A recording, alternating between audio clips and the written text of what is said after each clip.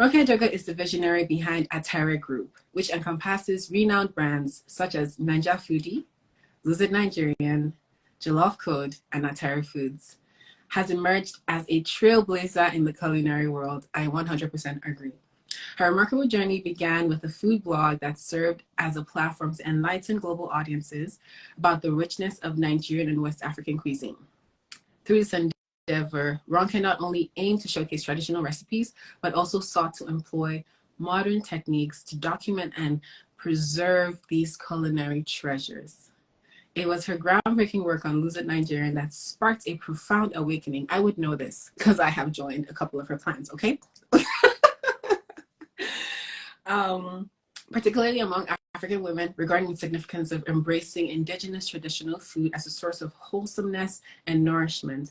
Ronke's pioneering efforts have propelled a growing consciousness about the inherent value of local cuisine, challenging prevailing misconceptions, and fostering a renewed appreciation for the nutritional benefits of traditional African fare. Today, Ronke Edoho Atare Group stands as a testament to her unwavering dedication to promoting and celebrating the cultural heritage of African cuisine. With brands like Foodie, Nigerian, Jollof Code, and Atare Foods, she continues to inspire countless individuals to explore and savor the diverse flavors and culinary wonders of Nigerian and West Africa. Wow, wow, wow. That's intense. I was here trying to form like, wow. Honestly, that is amazing. Okay, I'm reading right now I'm looking at you in a different light. I should be saying, well done, ma. Welcome to the life. I'm super excited. How was your day? Let's start with that. Since it's just we're not going well. It's only 4 p.m. for me, so my day, I still have like 6 hours of work left in this work day. Oh, it is work day. Oh, that's true. Okay. Nice. As an entrepreneur, it's you work until 10 p.m. But yeah, the day is going well. Busy. I'm looking at my garden. I'm happy. When I can see sunshine in Canada, I'm there. Oh, I feel like when we talk about your garden, I just feel like it's, but I because Jollof Code, right? Indeed. Can you hear me? I feel like I'm cutting out a bit. You're cutting out a bit. You're kind of freezing in and out, but we can still kind of hear you. At least I can. Okay. Much better. Is it much better now? Okay, perfect. All right. Okay. So I'm going to let's start with Foodie. Everyone knows Foodie. I remember like back in the day, Foodie on Twitter, Foodie like on IG. I think no, it's mostly IG. No, the blog itself that will have lots of recipes. I remember like going on there searching like recipes from time to time, and now Foodie is like a household name, like Foodie, like it's like Uber there, But let's start off with that. How did that come about? I know it was that time where everyone was, starting a blog, but how did that come about for you? Honestly, I have always been interested in food. Like when my friends wanted to be doctors, I wanted to be a farmer. Like during like long breaks in secondary school, when you read like M&B and talk about it, I used to read farming in Africa. Like that was me. Like I was just fascinated, right? And I was lucky enough to have been raised by my grandmother, who grew about 90%. Like she had like chickens and she had goats and she had farms, and she grew a lot of things that we ate. Right. So that made me like super interested in like how can you grow like one tiny piece of corn and then you can get like this thing with like so many ears of corn. So I was super interested in that from like an early age. Right. And then I an environment where food was life. Like your entire day revolved around, you prepped for breakfast, and then before you could even sit down, it's time to start picking beans for lunch, and then it was time to start making supper, right? And I didn't always enjoy it because I wanted to just go play with my friends, but I was there, like just transitioning from like one meal to the other. Now I appreciate like that experience. So food has always been a part of my life. And then I was in university in Canada, fast forward many years later. And I read this article on this like really popular food blog. You know, back in the day, if you were to Google like African food or Nigerian food, it was always the Weibo owned websites that would come up. And whatever it was that they taught or the writer taught about like our food became what a lot of people thought about food. So I remember they said African food is often made with poorer qualities of goat and fish. And I was angry. Wow. I was like, this is not the food that I know. We might not be rich people, but we have such rich culinary heritage, right? And 100%. And my dad had always said, if there's something in this life that bothers you, don't complain about it, fix it. That was how Nigeria actually came about. And I mean, I started as actually Little Miss Gastronome was what I called my first blog. Oh, I'm so shy now. It was like on Blogspot, and I just used to like throw things out there, and like, I love it. Off into Niger Foodie. Wow.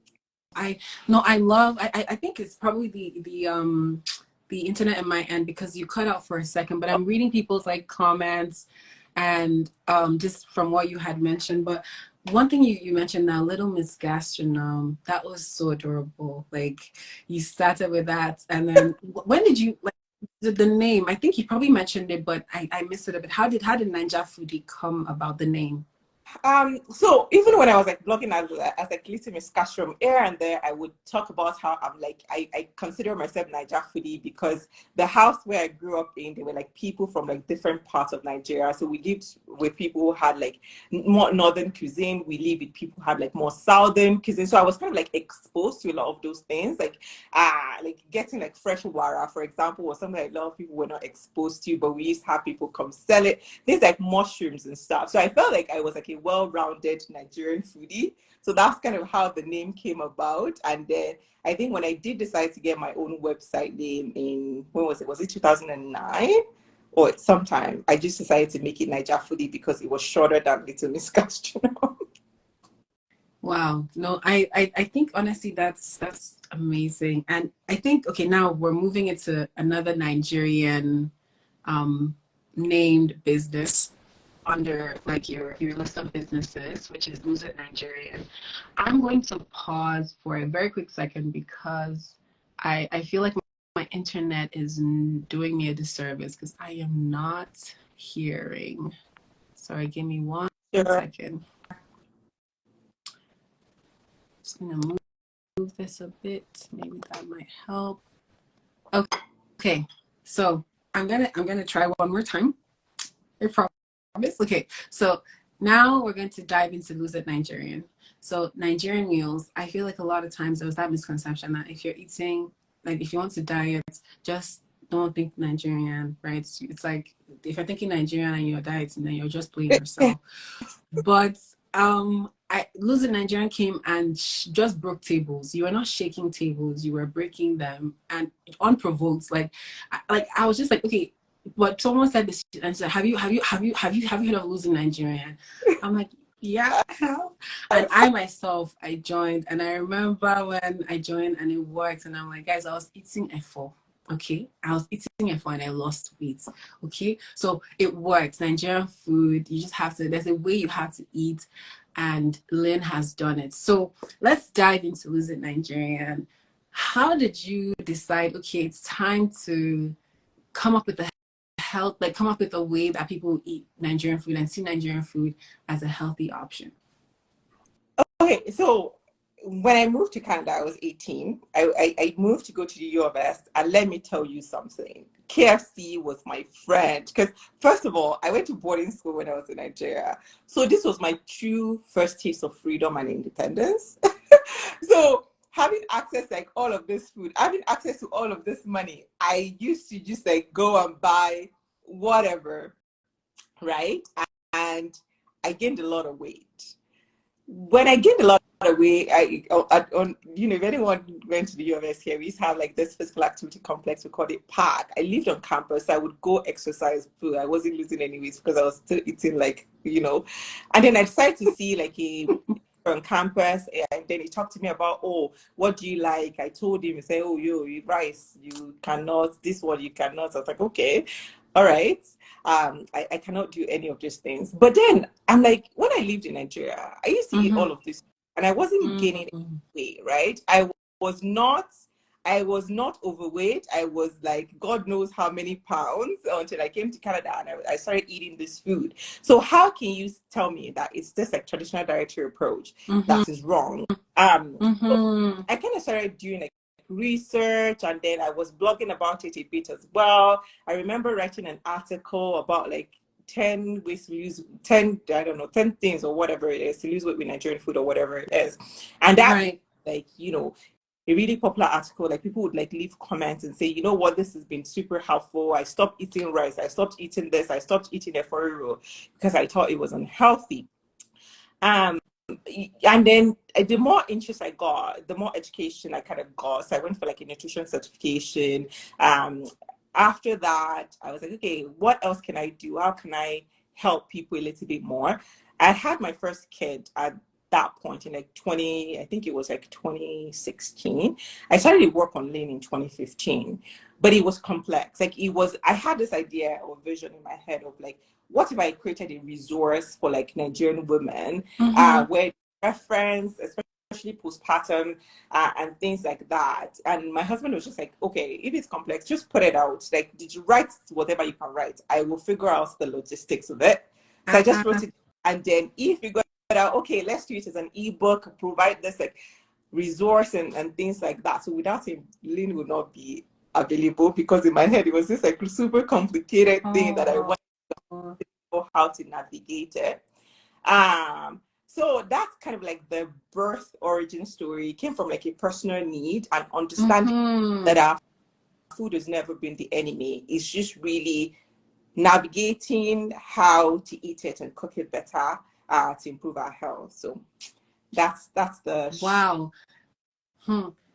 Listen, I was super, super excited just hearing you talk about how it came from a personal need and how you had the idea. Like, you were like, you know what, I see this is possible, but it's just a lot. It's too complicated. And then, your husband's like, oh, just bring it out, writes it down, and then boom, Lynn. God, guys, Lynn is moving mountains here. Okay, Lynn is doing great.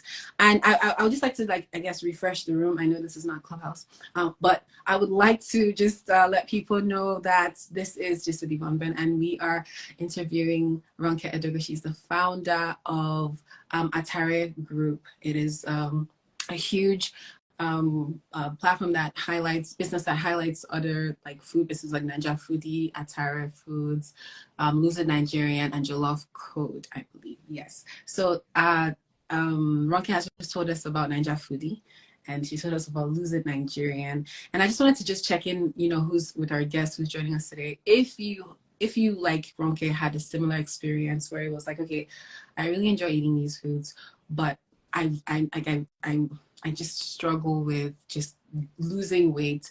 First of all, you need to follow Lynn, but I want to know in the comments as well if that was you and then you came across Lynn, or if you were just hearing about Lynn and you're about to like check them out. But it's Nigerian on Instagram, and I believe if you tap the link in her bio, or if you just visit her page, you will see all of that. But yeah, let us know. Now I'm going to go next to Jollof Code. And before I do that, I'll just let people know, if you have questions, please use a question box at the bottom right of your screen so that I would not miss it, because I'm seeing some questions as well that someone had asked and I just don't want to miss it. Please use a question box on the bottom right. That would be amazing.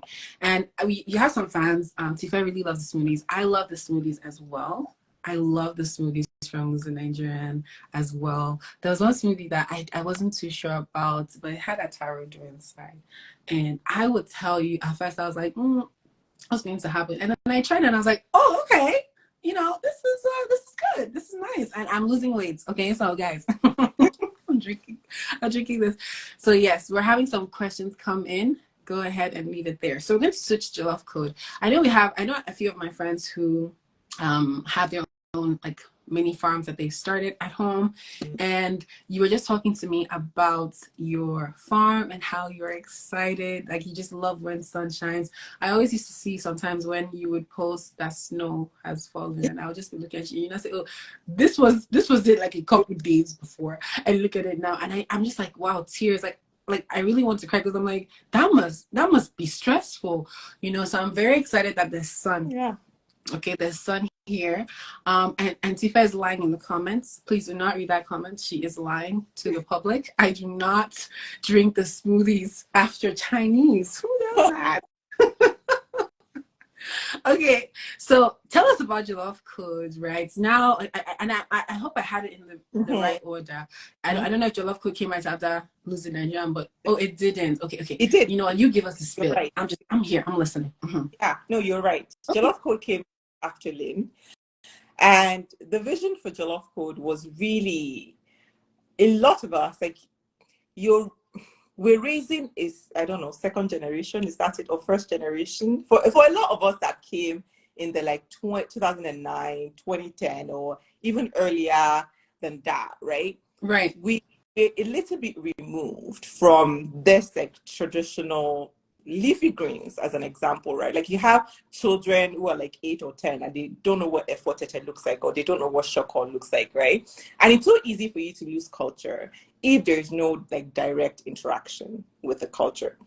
So for me, it was like, okay, what are some things that are super easy to grow? I've always gardened. Like I feel like once I got my first house in Canada, like I started gardening. Like I used to grow some rubbish things, but I started and I would learn and I would write my notes and then implement things in the following year.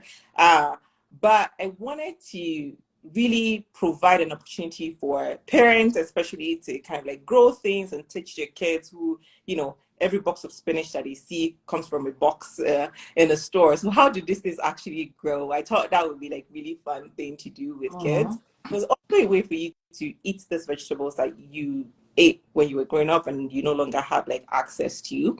And so it's like the code on Jollof, that's kind of like the name. Like if you look at Jollof, what things are in it, and understanding those components from like the agric part of things was how kind of like the vision for Jollof Food. But honestly, my husband would tell me that just be honest. You'd want us to have a farm someday. If somebody should tell me tomorrow that there's a farm for sale and it's somewhere warm where I can garden all year, I'll probably go. Wow. No, I think that's true 100%, because like you have your own farm, you've cultivated it, you understand the schematics of owning a farm, and you're also doing it for the culture as well. People see, if you're in Canada, you're Nigerian, and you're not following Ronke, I don't know what else is happening.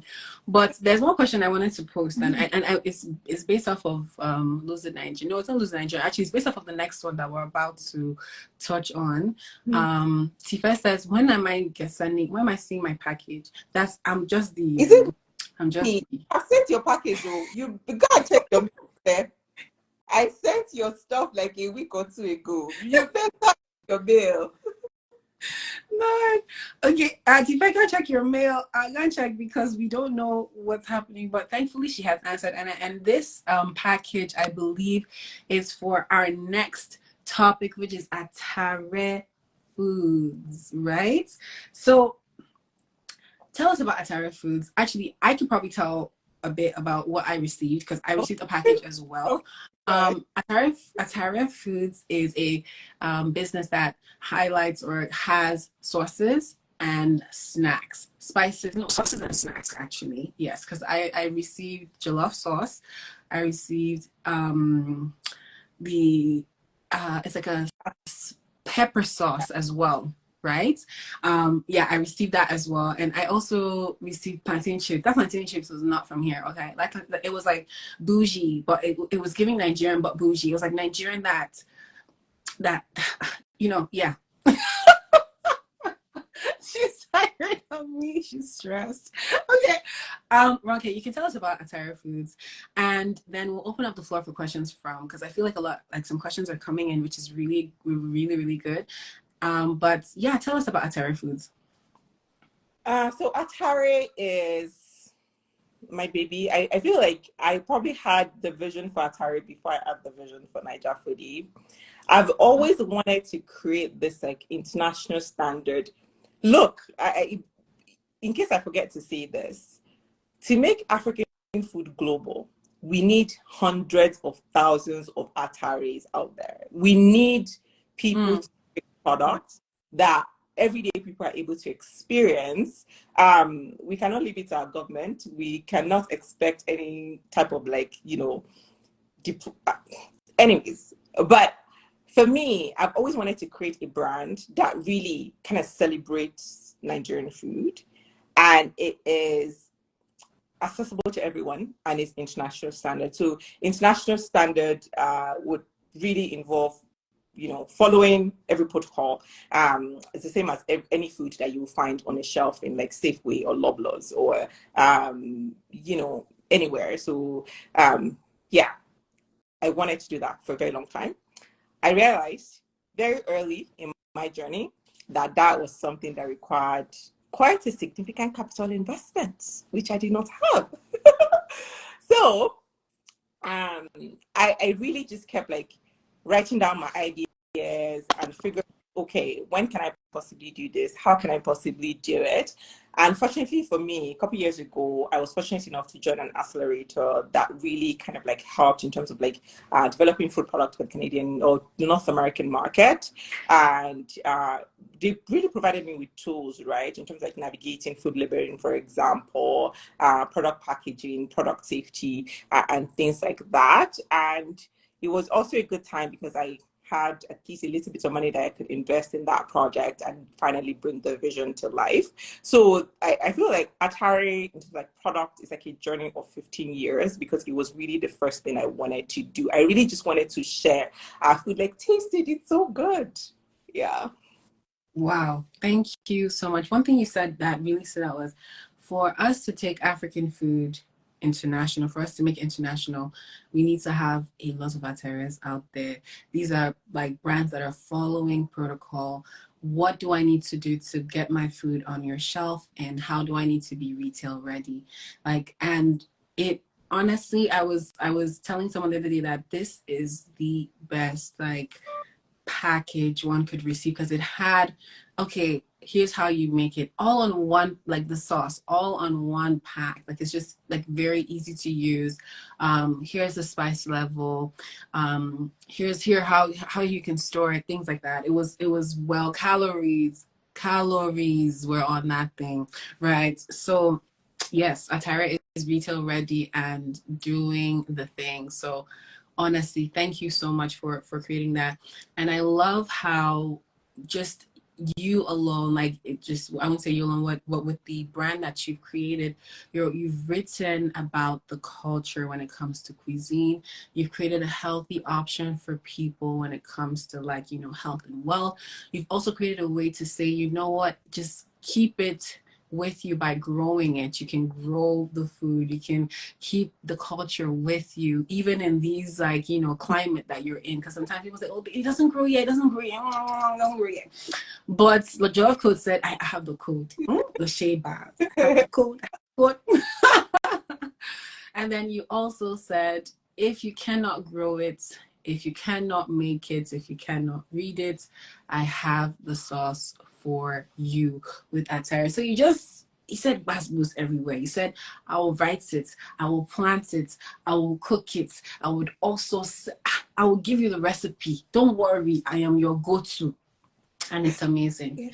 Honestly, great job, Ronke. Great job. So I think I've asked a bunch of questions. So before I just dive into the questions, and if you're just joining us, we're hearing from Ronke. Ronke is telling us just about her love for African cuisine, and it's amazing. Lots of comments, lots of people just leaving comments saying, thank you, so proud. Honestly, We're so proud of you, and we pray that you just continue to scale and break all the ceilings that need to be broken. Great job.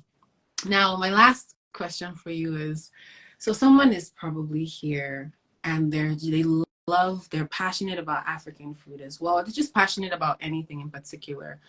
And their goal is to be as successful as you, right? They have these ideas, it's in their head, they just don't know what to do with it.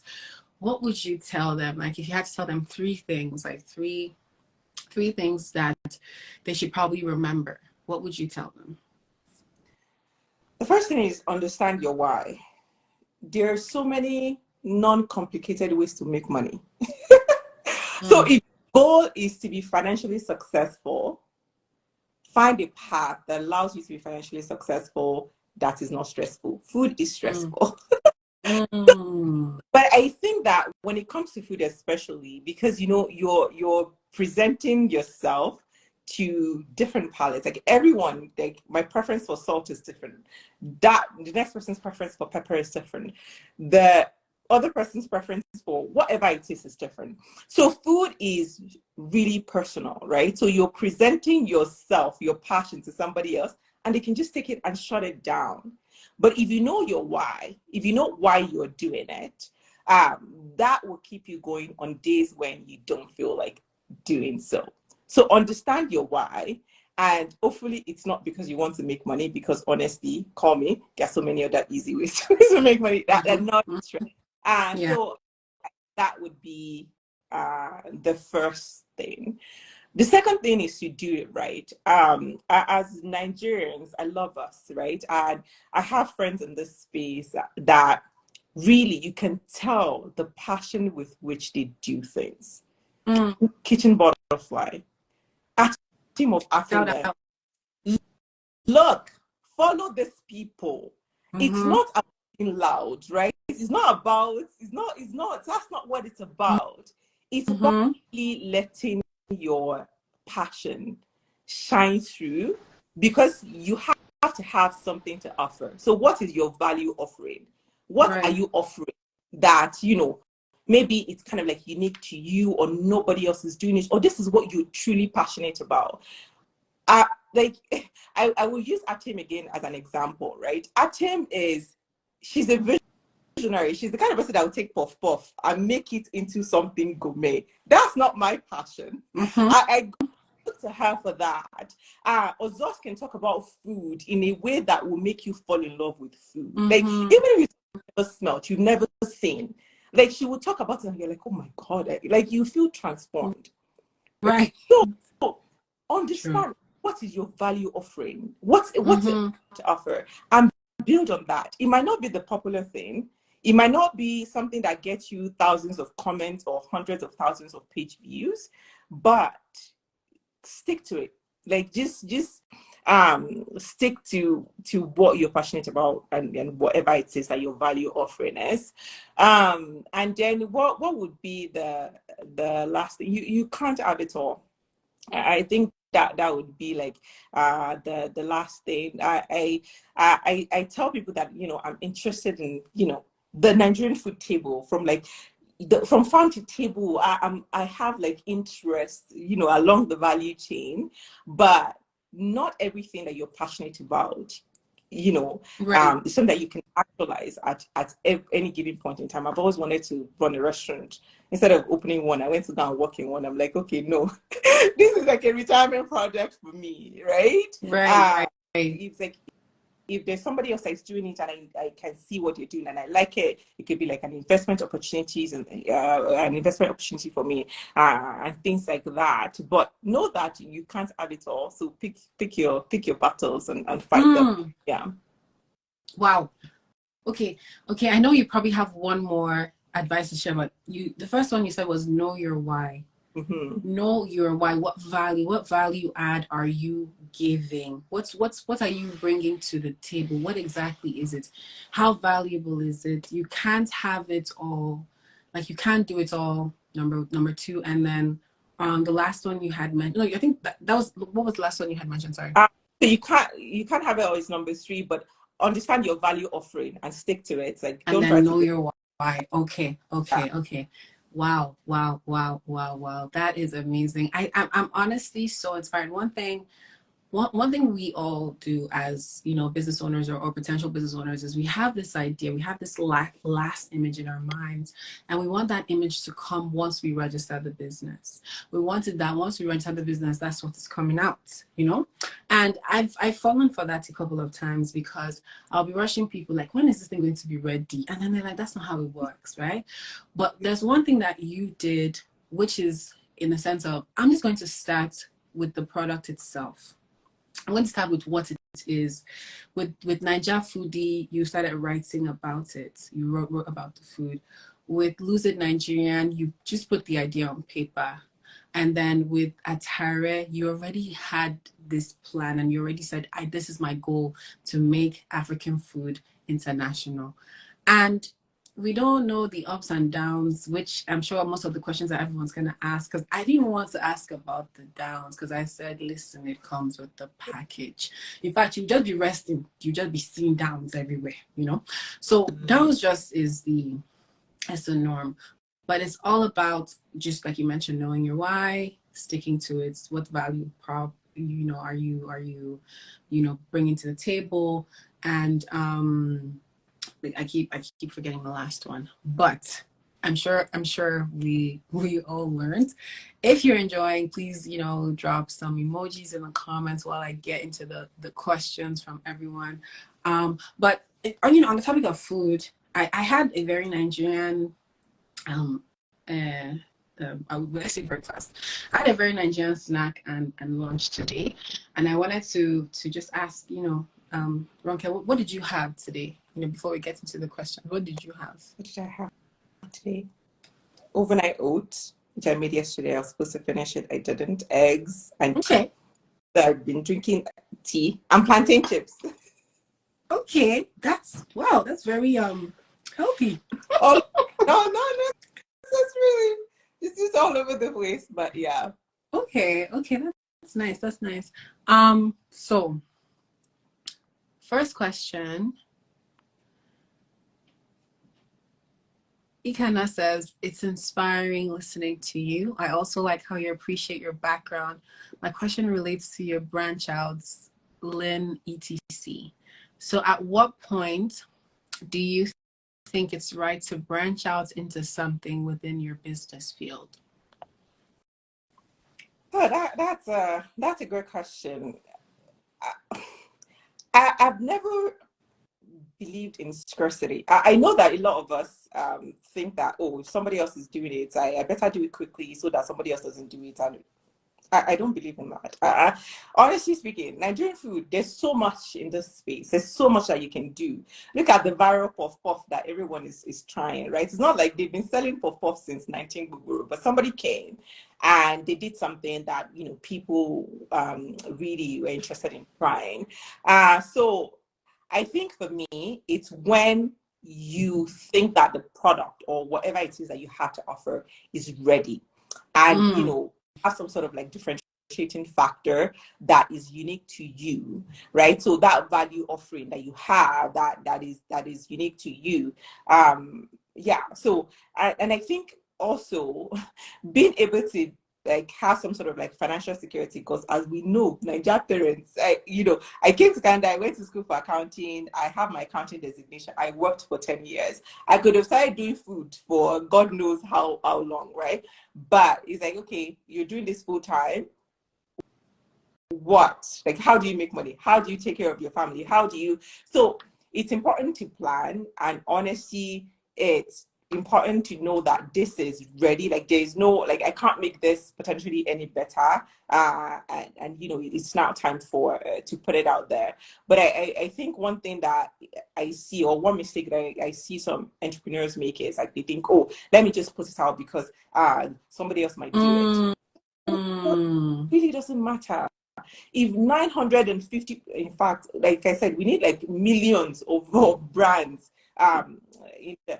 Go to the store, you see 6 or 8 or 10 brands of kombucha right next to each other. It's the same water and probiotic, right? But they are doing it because they think, oh, this is better flavor, or this is smoother, or whatever it is. So don't rush things because you think somebody else would do it. Know that this is the best that you have to offer, and then put it out.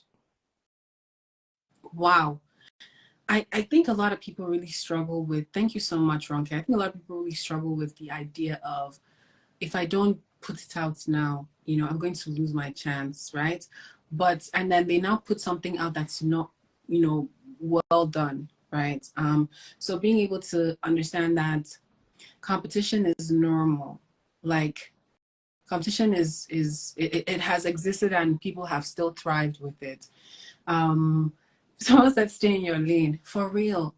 I feel like it's something that we should even have a different podcast. Like, someone should just talk about how it's okay to go into a place and still see people who are like you, are doing something like you. It's fine, because you are bringing something that's unique to the table. You're bringing something that is just you to the table, so God will really help us, because that struggle, that conversation is I think it's Nigerian upbringing, right? This person carried first. What were you doing? But yeah, actually, you're right. For me, somebody carried first because they are smarter than me, obviously. Like, leave me alone. I've really never believed in like this part of like scarcity that we as people tend to, I don't know, be obsessed with. Yeah. Nothing like, if you go into some rooms in food or whatever it is, you're like, this is the person that has a $50 million company. Are you for real? Like,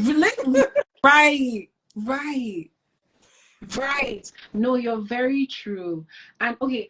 So now, this is very like off points, but how do you think intentionally we have to break free from that mentality that it's a competition every time, and if one doesn't go first is like supposed to be winner, but we've realized that first is not winner in real life, right? First is the person that went forward. Second came and did it properly. So now second is the winner, because second is making money. Do you understand? So how do we then, break? I mean, in fact, no. Okay, you've broken free from it because you are doing it at your pace and you are excelling, right? What would you say was one thing, like, you had to, the mindset you had to be in to say, okay, I'm not subscribing to this, right? I will do it when I'm ready. Do you get? Somebody said everyone is winning, and just day your day and focus on your focus. I like that. But okay. Honestly, I think it's just knowing fundamentally that nothing is truly scarce in this world. Not even diamond. Like nothing. Success is not scarce. Like, if there are 600 million people doing the same thing, you cannot, like, if 600 million people want like jollof now, I cannot even make 600,000 or whatever it is jollof now. Somebody else would do it. They will offer something different. You can learn from that. Like, I honestly just don't believe in that power of scarcity. And I think it's because as a people, we think everything is scarce. That's why we sometimes act like we have to fight, or we have to copy, or we have to do exactly what the other person is doing. There's so much to go around. Like, day your day, like this somebody said, right? But yeah, I agree 100%. We have a lot of questions rolling in. Okay, I'm going to quickly share one about setbacks. So Queenette says, we see how far Ninja Foodie has come and how you've been able to branch out to other businesses. You make it look so easy. Can you speak on about any setbacks that you faced that made you think of quitting? Oh, how many hours? Wow. You should say, oh, okay. that one is like a daily thing. How can we make it correct? Anyways, honestly, I think that the first thing is being here in this space in North America. There's a lot that we don't know as a people. Because, see, I grew up, my mom was in fashion. if I was still living in Nigeria, I would know the best places, the best dealers in Turkey, the best places to go in Italy. Here, I'm in food. I have colleagues and friends in this space, right? And one of them just said one time, "Oh, I'm trying to create this like variety of wheat with this 77% protein and this percent carb." I spoke with my dad, who spoke with somebody on the board of something. Anyways, on our land this year, we're just testing it out. Wheat. You mean you are telling me you can create a variety of a crop just like that, right?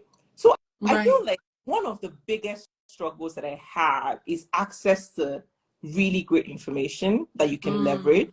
You know, you don't have the family history in this space. You don't have uncles and you don't. If you want to get into retail, you need to navigate that from the bottom to the top. Like, what kind of pricing do you have to have? Did you know that you can't just carry your product to market for them to sell? You have to go through a broker. That broker is going to take a percentage of your profit. And then I feel like the biggest struggle that I see as somebody who is in this space is definitely accessing information So that's one. But in terms of like headaches, they happen all the time. You buy tomatoes, you have 500 pounds and they happen to be overripe. You cannot use them. Or you need access to a certain kind of federal facility, right?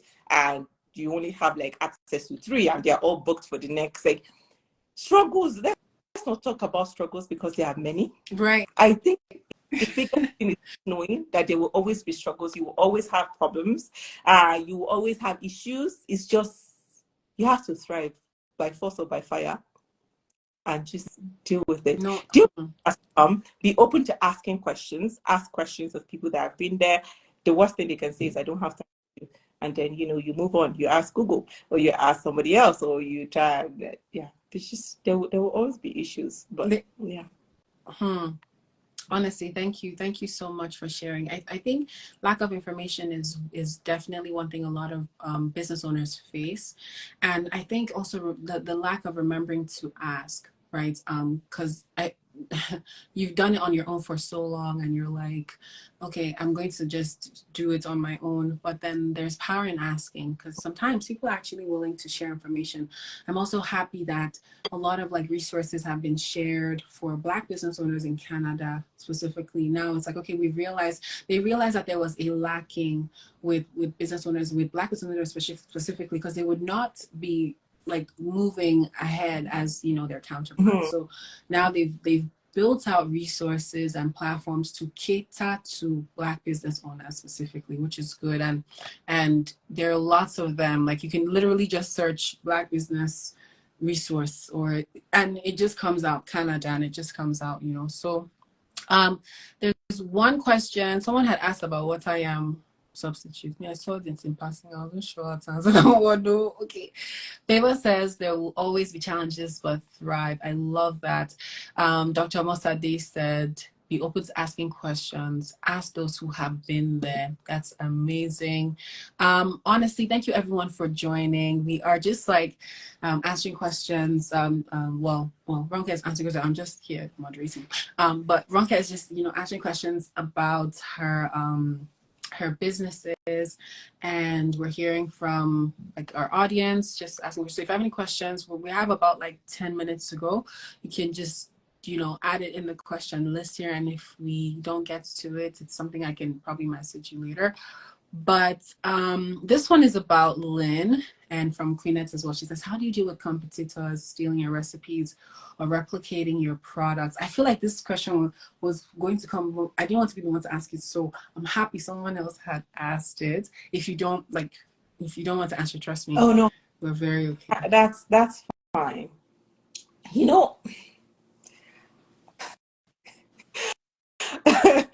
Sometimes we are badly behaved, right, as a people. I think it's just piracy is something that Nigerians, or I don't know whether we just pretend not to understand it, or we just I feel like if it's something that's like big enough, then we pursue it legally, right? So if it's something that somebody is doing and they're doing it commercially and they're using our brand name, in some instances they will even use your brand name. I'm like, why?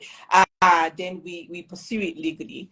But if it's something that, just one offer. So one of the things that we had to deal with recently was like a group of like church members with like thousands of people, and people were just like sharing link program, like you're praying to God, like this is why you're here, but then you're stealing somebody's work. How do you reconcile those two things, right? But it's something that used to bother me a lot. I say it all the time. I feel like if 100 people are using Lean, only 2 of them paid for it, and that's I can't say that that's okay, but that's like a resolve that I have come to. I think that if you're trying to be healthier and my resource is helping you to a certain degree, then that's fine. I also say that, most of the things that you find on Lean, you find on Niger Foodie. Like, it's there. It's really just, we've just presented in a different way, or we've put in all of this work. So the long and short of it is, it kind of depends right now on, on how we're dealing with it. But of course, it's hurtful, it's painful, because it's something that we've invested a lot of time, a lot of money.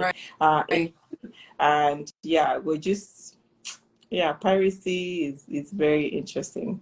I know. And well, I'm so happy that you, like, even though it's just overwhelming and not the best, I'm happy that there is that sense of, I know that there's good in this, and that's all I'm focusing on right now, because if you were to focus on that piracy piece, it can sort of be dampening.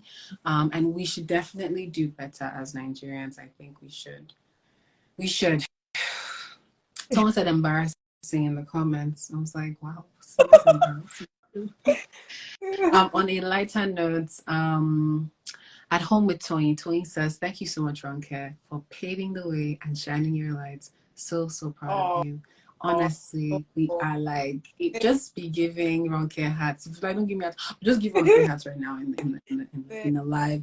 Honestly, we're so proud of you. Like, it's amazing the things that you have gotten to do and how you're inspiring people. Your page is like this fun place to be. I mean, like, I think one of my fun jokes from you are the agege bread. And I still really don't understand how, even if when you press agege bread, the calories don't disappear. I'm still a bit shocked, but it's okay. We'll leave that for another day. That's a very nice one. Thank you, Tony, for that message. And we have another question from Powerpuff Katie. She says, how do you diversify in Gen Z era content-wise? You are content queen, by the way. You're content queen, by the way. But go ahead. Look. I am tired. You know that I'm about to hire some Gen Zs because I cannot. I feel like, my style of content has been consistent over the years, and I think I need to not do that anymore. But it's also important. Like, I don't know, maybe, but I feel like Gen Z era, I feel like quality doesn't matter as much. It's just true. Right? And for me, that's a hard thing. It's like, it's hard. No, I think, yeah, someone did tell me that it's not about, like, Instagram. Like, you find Gen Z's more on TikTok because it's just free. Like, you don't have to think about your background. But Instagram, you have to be Porsche. You gotta look cute. You gotta look the part. But no, I agree. Like, I it's true. You can't hire Gen Z's because they will just come and do the thing, and you're just like, wow. They might not show up every day to work. Okay, everyone. Let's just calm down. Okay, calm down. They'll give you some good stuff. Yeah. But honestly, I think it's harder these days to create content, especially if you're used to, like, what is what's the point of this content? I feel like everyone is just looking for comedy online these days. We all want to laugh. Yeah. And that's it. So if you're used to, like, creating, like, hardcore, like, quality content, like lessons and stuff, it might be difficult, but we do what we... No, but you give us a good mix. Give us a good mix of education, like some joking here and there, some pulling and breaking tables. You give us a good mix. It's good.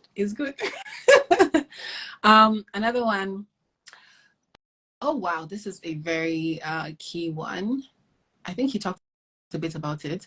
Ginika says, speaking of scarcity and competition, you talked about asking questions. How do you deal with information hoarding when you ask from the best how to and they don't want to tell because they only want to be the only ones doing it? I honestly think that it's extremely important not to approach things as though something is owed to you. So for example, if you're at work, right, and there's a manager who is hiring and you want to ask them. So I'm just using like, real life example. Let's leave the internet for a moment. If there's a manager that is hiring and you want to have 10 minutes of their time to ask them about, the position, you approach that with respect. You approach it, you ask them, do you have time in your calendar? Can you potentially meet with me in the next 2 weeks? Is this something that you might even have time for? Or should I, like, you approach it with respect and you give them that, open opportunity to tell you whether it's something that they're interested in or not. I think that when it comes to online, we think that we're owed something. We think that, oh, this person is always online. If they post something and I have a question, I can just go into their DM and ask them and they owe me a response. Nobody owes you anything on the internet. Like the fact that somebody is a blogger or whatever it is, or somebody is like in business and they're in an area that you're interested in, doesn't mean they're required to provide you that information. Right. Understand how to warm yourself up to asking somebody for their time. So even though it's somebody that you might interact with in the comment section, that know that you have to approach it in a way that it's their choice to say yes or no. Yes. I'm super comfortable with hearing no. If they don't tell you, somebody else will. Like that's just it. Everything is out there. It's just a matter of time. And how much time and investment. And for some people that have businesses, right, they invested in that knowledge. So maybe they took a course or they paid for something, or so they don't feel like, this is something that I paid for, which is understandable. So I paid $10,000, I paid $15,000 to acquire this knowledge. I don't want to give it away for free. And they too, right? So I think it's important to just know that when it comes to like asking people questions, you're not owed an answer. If they don't tell you, somebody else will. So just keep trying and definitely approach it with respect, not with a sense of like entitlement. No, thank you. Thank you so much for that. That's actually a really good response. And it's sometimes, like you said, like there's this sense of like, okay, I really want to know how you're doing it. But then you mentioned something about warming up yourself, and just I think having in the back of my mind that this person has the right to either tell me yes or no, give me the information I need or not, right? So that's perfect. Thank you so much. I know we have a few more answers. I don't know, Ronke, honestly, I know you have you have a really busy schedule, but would you mind giving us like a bit, like 5 minutes more just to answer? Thank you so much. Okay, so Judith says, how do you find time to rest and recharge with multiple businesses? She knows that Judith. Let me put it back. Where's Judith? That's what she said. It's hard. I'm not even going to lie and say, I go to bed at 9 o'clock. That would be a lie. And that's not helpful to anyone. Wow. It's really, I feel like you have to be intentional because you never have time. Like when you have your own business, when I was working for the man, I was at work at 8 o'clock and 5 o'clock, I'm gone. Don't look for me. Even if the place is on fire, you will not find me. Right. But now I am the one in charge of putting out the fire. Like there's nobody else to do it. Right. So you have to be intentional about, when you want, you're ready to call it a day, because there's always something to do. So I think that really is just understanding that you will not finish your work in one day. So choose a time. Is it 6 p.m.? Is it 9 p.m.? Is it 8 p.m.? And just leave things, for till the next day, and ask for help. Like, if you can hire people to make your life easier, definitely do that. If there are things that you currently do that are not necessarily like the best use of time for you, maybe pass it on to somebody else who's able to do that. But build a team if you can, and just know that there will always be work to do. So yeah. Wow. I just have one question about Jollof Live's shelf. What did they ask? Shelf life for Jollof Code. So Jollof now is 12 months on open.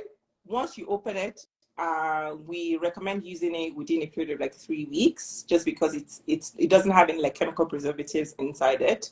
It's like a natural product. So shelf life is 12 months on open, and then we recommend using it within 3 weeks once you open it. Amazing. Okay, and the last one was recipes online. Was it hard coming up with recipes online, especially because most Nigerian foods are high in fat and calories? That's the last one. Yes, very much so. Okay. Every lean program that we do, we test. So we work with labs. Like, analysis for Nigerian food is not like, there's no centralized database. If you think about it, most North American companies, so MyFitnessPal, Noom, they have the USDA database. Like, this is like millions of dollars in yearly investment in the USDA database. We don't have that in Nigeria. So for us, we had to do that work from scratch. Nutrition analysis for like one item could be up to like $1,500, like $1,500 to analyze one item. So we had to do that. We had to build a database from scratch. And then for every recipe or every program that we do launch, we test it with like different sort of people. They give us feedback, we modify it. So that's why most people are like, oh, but I'm not hungry. Why am I not hungry? It's because somebody else already told us they were hungry. So we figured out ways to make it better. So yeah, it's really difficult. I think the Nigerian factor makes it a little bit or a lot more difficult, but where there's a will, there's a way, or whatever that is. Come on. You better drop that mic. When there is a will, there is a way. I love how you ended it. Honestly, wow, Ronke, this was amazing. And I'm sure everyone who stayed on here loved it as much as I did. If you did, give us some thumbs up, give us some fire, give us some hearts. But Ronke, thank you so much. So where can we find you? Where can we find you? Even though people can just easily tap on your name. Where can we find you? Tombra says, food entrepreneurship is not for the faint-hearted. Know this and know peace. I 100% agree. I'm seeing lots of hearts, lots of fire emojis. Okay, thank you so much for gracing me as my first guest on Gist with Yvonne Ben. It has been amazing. You're doing amazing work. Aww. Okay, you're doing incredible. We're so proud of everything. It's like, yeah, you're doing. We're really happy for everything and all of the resources and things like that. You're helping this like big North American landscape. Oh, thank you so much, Ronke. Yes, where can we find you? Easiest way to find me is at Foodie or Ronke at nigerfoodie.com by email. I do have a few people that help me to navigate my email life because I get a lot of them. Right. Sometimes it might not be me directly, but email will be the best, or just the Instagram page. Amazing. Thank you everyone for tuning in. Thank you, Ronke, for being my guest. Find Ronke at Ninja Foodie. Once you go on Ninja Foodie, you would see everything, every account. Thank you, Ronke. Thank you, everyone. Thank you, Ugochi. Thank you, Ginika. I could mention names, Tombra, Favor. We had some MVPs on this live today. Thank you so much, everyone. This was amazing, and thank you, Ronke. Have yourself a blessed rest of the day. I know it's evening for you starting, right? Yeah. So yes. Thanks a lot, everyone. Thanks for joining us. Thanks for having me. Yes, you're more than welcome. Bye, everyone. Bye, Ronke. Thanks.